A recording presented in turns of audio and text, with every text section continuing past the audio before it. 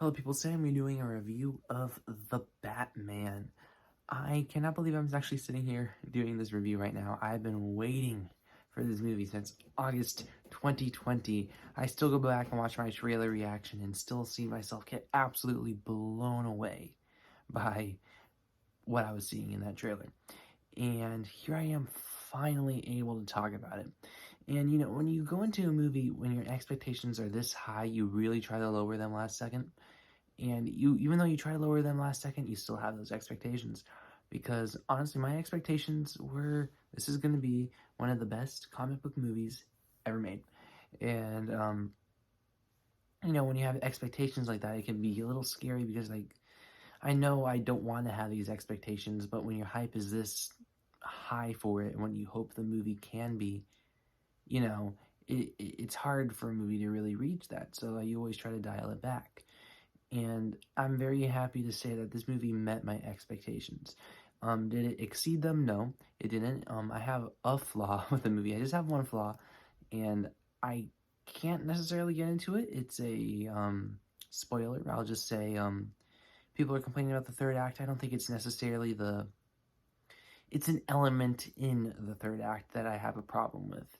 And that's all I can say without spoiling it. But there's an element there in the third act, but if it were any other third act in any other Batman movie in proper context, it would have been fantastic. It's like the third act isn't like completely derailed. It's still really well made, still really a lot of fun. It's just there's one thing that's kind of had me scratch my head, and that's about it. Let's get into the performances. Paul Dano as Riddler. Good lord, I knew he was gonna be great, but I didn't think he was the one performance that really exceeded my expectations for what I thought I was gonna get, because I was so hyped for Robert Pattinson as Batman, and he did a phenomenal job, phenomenal. As of now, I have him as my number 2 Batman, but I feel like if I watch this movie again or get another movie out of him, he could easily be my favorite Batman.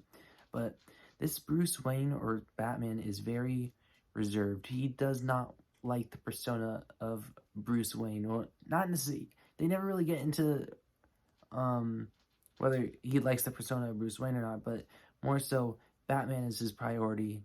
Everything Bruce Wayne is to the side, and so this Bruce Wayne does not care about the Lamborghinis and the girls and the cars. It's all wrapped around Batman, and that's a very, very fascinating idea to wrap your movie around, and I was all here for it. I always say I'm up like for any adaptation, any vision for any character, and this movie went for it. It stuck to its guns. Like, that's why I had no problem with the Batman killing, as long as if it's not like made a rule you're not killing, and then like the comics say, and then they kill people. That's what I have a problem with. But this stays true to what it's doing, and Matt Reeves' vision is just it's here, and he did a phenomenal job directing. Greg Fashers, I believe is his last name. His cinematography, excellent. It shows like there's so many beautiful shots, and I do say that I think the trailer gave away a couple too many really good shots that just didn't have to be in the trailers. There's still quite a few really good shots that aren't in the trailers, and you're still, because remember the movie's 3 hours, it has 3 hours worth of shots, so there's still a lot there that hasn't been seen.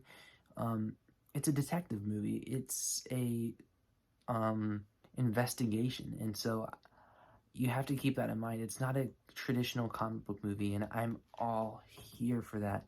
The movie's 3 hours ish. Like, I know it's 2:56, but that's with credits.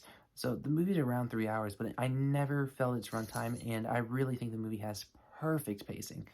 The pacing's perfect in this movie. Nothing dragged, nothing went on too long.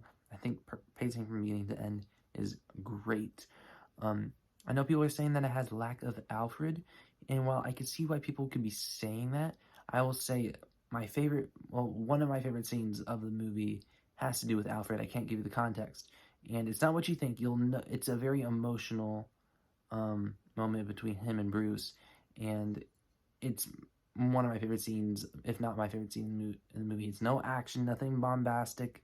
It's very simple, it's personal, it's touching. Loved that scene. Of course, this movie talks about corruption, and of course, we have Selena Kyle in this movie as Catwoman, and she's heavily involved with the plot. And this movie finds a very clever way to interlink all these Batman characters into the plot without feeling forced nor feeling overstuffed. It really is the definitive Batman movie. Um, I'll say it's the best Batman movie. Is it my favorite Batman movie? I don't know. I have it neck and neck with The Dark Knight. If it's definitely if I don't like it more than The Dark Knight, it's definitely my second favorite Batman movie.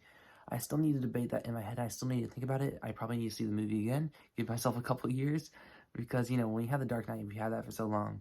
But the fact that I'm even saying, do I like it more than The Dark Knight, is still like groundbreaking to me. This movie is groundbreaking. See it. See this movie. Please, it's that good. The cast, phenomenal job. The action sequences in this movie, brutal. Brutal. Oh my god, it packs a punch. Like, if you thought that opening, well, that scene in the trailer, in the very first trailer where he beats a guy up, it's almost like that through the whole entire movie. There's a phenomenal chase sequence that I'm sure you've heard other people talking about, but I'll just say, the sound for when you hear those engines roar is just so realistic that it's just so well done. The sound mixing also overall is really good. I hope this gets a sound nomination next year. I hope this gets all the nominations next year. Like, honestly, like, I'm curious. I'm curious how the awards are gonna handle this movie, because I do think it's awards worthy because it's that good. But is the Academy gonna take this one seriously? To be honest, I kind of doubt it. But this movie just, I don't know what else to say, because what else has not been said already, because I've been watching reviews for the last day, and I just hope people see this movie. See it, please. I know the box office projections are good. Just, sometimes things don't always work out. I just hope it does well at the box office. But yeah, this movie was a dream from beginning to end.